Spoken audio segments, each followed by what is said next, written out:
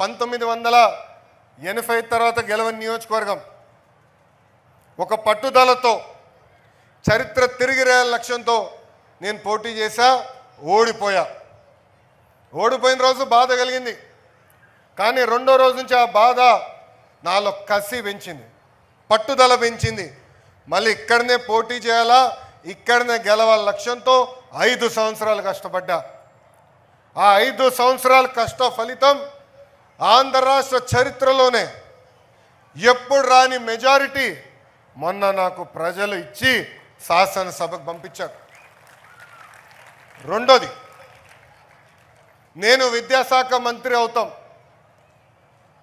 గతంలో పంచాయతీరాజ్ గ్రామీణాభివృద్ధి శాఖ చేశా, కానీ ఈసారి విద్యాశాఖ మంత్రి అవ్వాలని నేను కోరా. అది టీవీలో వచ్చినప్పుడు చాలామంది సీనియర్ల దగ్గర నుంచి జూనియర్ల వరకు అందరు నాకు ఫోన్ చేసి, అంత కఠినమైన శాఖ నీకు అవసరమా? సంఘాలు ఉంటాయి, మధ్యాహ్న భోజనం పథకం ఉంటుంది, స్కూల్ కిట్లు ఉంటాయి, ఇది చాలా కష్టమైన శాఖ, ఇది మీకు అవసరమా అని అడిగారు. అప్పుడు వాళ్ళందరికీ ఒకటే చెప్పా, ఛాలెంజ్ అంటే నాకు ఇష్టం. విద్యాశాఖని మార్చగలితే ఏ శాఖనైనా మనం మార్చగలుగుతాం. అందుకే విద్యాశాఖ మంత్రిగా నేను వస్తున్నాను. పిల్లల భవిష్యత్తు, మీ పిల్లల భవిష్యత్తు తీర్చిదిద్దేదానికే నేను విద్యాశాఖ మంత్రి అయ్యానని ఈ సభాముఖంగా తల్లిదండ్రులందరికీ నేను తెలియజేస్తున్నా. ఇది నేను ఒక పవిత్రమైన బాధ్యతగా స్వీకరిస్తున్నా. ఫస్ట్ గ్రేడ్ నుంచి స్కిల్ డెవలప్మెంట్ వరకు నా కింద ఉంది. కేజీ నుంచి పీజీ వరకు ఈరోజు కరికులంని మేము బలోపేతం చేస్తున్నాం. మీరే చూశారు, ప్రైవేట్ పాఠశాలకు ధీటుగా మీ పిల్లలకి ఈరోజు యూనిఫామ్ ఇచ్చాం. పిల్లలకి ఇచ్చిన బ్యాగులు మీరు చూశారు, పుస్తకాలు మీరు చూశారు, ఏకంగా వర్క్ బుక్స్ కూడా మేము ఈ పిల్లలకి అందజేస్తాం జరిగింది. యూనిఫామ్ కానీ షూస్ వరకు కూడా ప్రతిదీ చూసి ఈరోజు మీ పిల్లలకి మేము అందజేశాం. ఇంతేకాదు, ప్రతి సంవత్సరం 2 సార్లు తల్లిదండ్రులు ఉపాధ్యాయులు పిల్లలు కూర్చుని మాడుకోవాలి. ఈ నెల జూలై 10న మొదటి మెగా పేరెంట్ టీచర్ మీటింగ్ జరగబోతుంది. మళ్ళీ తిరిగి డిసెంబర్లో కూడా పెడతాం. అంటే మీ పిల్లలు ఏం చదువుతున్నారు, ఎంతవరకు చదివారు, ఎక్కడ వెనుకబడి ఉన్నారో నేరుగా తల్లిదండ్రులు తెలియజేసేదానికే ఈరోజు ఈ మెగా పేరెంట్ టీచర్ మీటింగ్ కూడా మన ప్రభుత్వం ఏర్పాటు చేసింది. ఇక్కడితో వదిలిపెట్టాం. పిల్లలకి టెక్నాలజీతో జోడించాలి, మెరుగైన టెక్నాలజీ అందించాలి, ప్రపంచంలో జరుగుతున్న మార్పులు తెలియజేయాలి లక్ష్యంతో కంప్యూటర్ ల్యాబ్లు కూడా ఏర్పాటు చేసే దిశగా మన ప్రభుత్వం పనిచేస్తుంది. మీ అందరూ తెలుసు, మధ్యాహ్న భోజనంలో కూడా గౌరవ ముఖ్యమంత్రి గారు ఈ సంవత్సరం నుంచి సన్నబియ్యం ప్రవేశపెట్టారు. దాని వెనకాల ఒక కారణం ఉంది. గతంలో డిసెంబర్ మాసంలో పేరెంట్ టీచర్ మీటింగ్ జరిగింది. జనరల్గా ముఖ్యమంత్రి గారు పాఠశాలలకు వస్తున్నారంటే చాలా చర్చ జరుగుతుంది. నాకు ఫోన్ చేశారు అధికారులు, ఫోన్ చేసి గౌరవ ముఖ్యమంత్రి గారు ఇక్కడనే భోంచేస్తారు, ఏం పెట్టాలని అడిగారు. అప్పుడు వాళ్ళు ఒకటే చెప్పా, పిల్లలకి రోజు ఏ భోజనం పెడుతున్నామో అదే భోజనం గౌరవ ముఖ్యమంత్రి గారికి మనం పెడదామని చెప్పా. ప్రత్యేకంగా టేబుల్ ఏర్పాటు చేయాల, ప్రత్యేకంగా కుర్చీలు ఏర్పాటు చేయాల, మన పిల్లలు కింద కూర్చుని భోంచేస్తారు. అదేవిధంగా గౌరవ ముఖ్యమంత్రి గారు కూడా కింద కూర్చునే భోంచేస్తారని నేను చెప్తాను జరిగింది.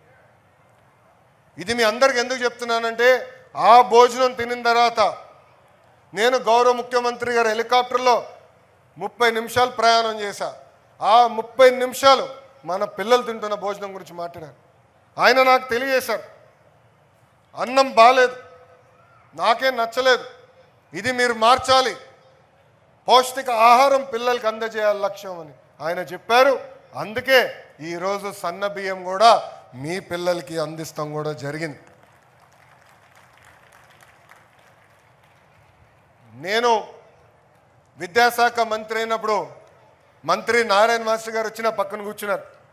ఆయన లక్ష్యం ఒకటే, ప్రభుత్వ పాఠశాలను బలోపేతం చేయాలి, మెరుగైన విద్య ప్రభుత్వ పాఠశాలలో అందజేయాలని. అందుకే నా పక్కన కూర్చుని ఆయన ఒకటే ఒక మాట చెప్పారు, మీరు ఎన్ని సంస్కరణలు తీసుకొచ్చినా ఒక్క క్లాస్ ఒక టీచర్, అంటే ఒక్క క్లాస్ ఒక టీచర్ తీసుకొస్తేనే ప్రభుత్వ విద్యా వ్యవస్థ మెరుగుపడుతుందని చెప్పారు. మన ప్రభుత్వ అధికారులు వచ్చినప్పుడు కేవలం 1200 పాఠశాలలు ఉంటే ఈరోజు నేను గర్వంగా చెప్తున్నా 9600 పాఠశాలలో 1 క్లాస్ 1 టీచర్ ఈరోజు మేము అందిస్తాం కూడా జరిగింది. మెగా డిఎస్సి ఏర్పాటు చేశాం. ఉపాధ్యాయుల పోస్టులను భర్తీ చేస్తున్నాం. మొదటి విడతలో 16,347 పోస్టులు కూడా మేము భర్తీ చేస్తాం జరిగింది. రాబోయే రోజుల్లో కూడా పోస్టులని ఒక పద్ధతి ప్రకారం భర్తీ చేస్తామని తెలియజేస్తాం జరుగుతుంది. ఉపాధ్యాయులు కూడా తెలుసు, మీకోసం ప్రత్యేకంగా టీచర్ ట్రాన్స్ఫర్ యాక్ట్ తీసుకొచ్చా. సీనియారిటీ లిస్ట్ ఫిక్స్ చేశాం. ఎప్పుడు లేని విధంగా మీరు ఎవరు చుట్టూ తిరగాల్సిన అవసరం లేని విధంగా ఏకంగా మొన్న దాదాపు 4,477 ఉపాధ్యాయులకి ప్రమోషన్ ఇచ్చాం. ఆన్లైన్ మెకానిజం ద్వారా 66,000 మంది ఉపాధ్యాయులు కూడా ప్రభుత్వం ట్రాన్స్ఫర్ చేసింది. ఒక వాల్యూ బేస్ విద్య చాలా చాలా అవసరం. ఎంత ఇంజనీర్ అయినా, డాక్టర్ అయినా, ఐఏఎస్ అధికారి అయినా, ఐపీఎస్ అధికారి అయినా, రాజకీయ నాయకుడు అయినా కూడా విలువలు చాలా అవసరం. మన పిల్లలకి ప్రత్యేకంగా విలువలు అందించేదానికి గౌరవ ముఖ్యమంత్రి నారా చంద్రబాబు నాయుడు గారు శ్రీ చాగంటి కోటేశ్వరరావు గారిని అడ్వైజర్గా నియమించి ఆయన రూపొందించిన పుస్తకాలు, వీడియోలు కూడా ఈరోజు మీ పిల్లలకి అందజేస్తాం జరుగుతుంది. దాంతోపాటు గౌరవ ఉప ముఖ్యమంత్రి పవన్ అన్న కూడా పదే పదే మొక్కలు నాటాలి, చెట్లు పెంచాలి, ఆ చెట్లు మనం కాపాడాలని చెప్తాం జరుగుతుంది. అందుకే మీ పిల్లలందరూ కూడా గ్రీన్ పాస్పోర్ట్ అని మేము ఇవ్వబోతున్నాం. ఆ గ్రీన్ పాస్పోర్ట్లో ఒక చెట్టు నాటి 3 సంవత్సరాలు ఆ చెట్టును కూడా కాపాడాల్సిన బాధ్యత మీ పిల్లలపైన ఉంటుంది. మీ పిల్లలు ఆ చెట్టు కాపాడిన తర్వాతనే ఉపాధ్యాయులు పాస్పోర్ట్ పైన సంతకం పెడతాం జరుగుతుంది. నేను విద్యాశాఖ మంత్రి అయిన వెంటనే ఫస్ట్ సెకండ్ క్లాస్ పుస్తకాలు చూసా. దాంట్లో ఇంటి పనులంతా ఆడవాళ్ళే చేస్తూనే ఉన్నాయి. నేను మా అధికారులు చెప్పా, చిన్న వయసులో నాకు పెళ్ళయింది. నేను బ్రహ్మని అమెరికాకి వెళ్ళినప్పుడు ఇంటి పనులు సమానంగా చేశాం, అంటే 50-50. అందుకే ఈరోజు పాఠశాల పుస్తకాల్లో కూడా ఇంటి పనులు 50% మగవాళ్ళు చేసే ఫోటోలు ఉన్నాయి. అంటే మహిళల్ని గౌరవించాలా, అన్నిట్లో మగ ఆడ సమానం అనేది పాఠశాల నుంచే ప్రారంభించాల లక్ష్యంతో మీ ప్రభుత్వం పనిచేస్తుంది. ఇంకా ప్రతి సాటర్డే నో బ్యాగ్ డే కింద ప్రకటించాం. పిల్లలకి టెక్నాలజీతో అనుసంధానం ఏమి, స్పోర్ట్స్, ఫిట్నెస్, యోగా కూడా ఏర్పాటు చేయాల లక్ష్యంతో మేము పనిచేస్తున్నాం. ఏకంగా పిల్లలు రేపు నీట్ కానీ, జేఈ మెయిన్స్ కానీ ఈ ఎగ్జామ్స్ కొట్టేదానికి అవసరమైన స్టడీ మెటీరియల్ కూడా ఉచితంగా ప్రభుత్వం అందజేస్తుందని ఈ సభాముఖం మీ అందరు తెలుపుకుంటూ, ఒక విద్యాశాఖ మంత్రిగా నా లక్ష్యం ఒక్కటే, యావత్ భారతదేశంలోనే కాదు ప్రపంచంలో ప్రభుత్వ విద్య ఎక్కడ బాగుందంటే దానికి కేర్ ఆఫ్ అడ్రస్ ఆంధ్రప్రదేశ్ చేసే బాధ్యత నేను తీసుకుంటానని ఈ సభాముఖంగా మీకే కాదు ఆంధ్ర రాష్ట్రంలో తల్లిదండ్రులందరూ తెలియజేస్తూ, గతంలో అనేక కారణాల వల్ల ప్రభుత్వ పాఠశాలలు వెనుకబడి ఉన్నాయి. కానీ ఒక సంకల్పంతో, ఒక పట్టుదలతో ఈరోజు మేము అందరం పనిచేస్తున్నాం. ఒక విద్యాశాఖ మంత్రిగా నా దగ్గర నుంచి ఉపాధ్యాయుల దగ్గర వరకు అందరూ నేను ఏ కార్యక్రమం ఇచ్చినా స్వీకరిస్తున్నారు, పనిచేస్తున్నారు. మన పిల్లలకి మెరుగైన భవిష్యత్తు అందజేయడానికి అహర్నిశలు కష్టపడుతున్నారని ఈ సభాముఖం మీ అందరు తెలుపుకుంటూ, నిజంగానే గౌరవ మంత్రివర్యుల్ని నారాయణ గారిని సభాముఖంగా నేను అభినందిస్తున్నా. నిజంగా ఆశ్చర్యపోయే విధంగా మీరు ప్రభుత్వ పాఠశాలను తీర్చిదిద్దారు.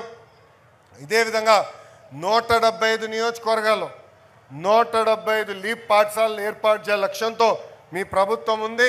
రాబోయే 5 సంవత్సరాలు ఈ స్థాయిలో కనీసం ఒక్క పాఠశాలను ఏర్పాటు చేస్తామని ఈ సభాముఖంగా మీ అందరు తెలుపుకుంటూ మీ అందరి దగ్గర నుంచి సెలవు తీసుకుంటున్నా. జై హింద్, జై హింద్, జై హింద్, జై హింద్, జై హింద్. అందరికీ నమస్కారం. ధన్యవాదాలు సార్.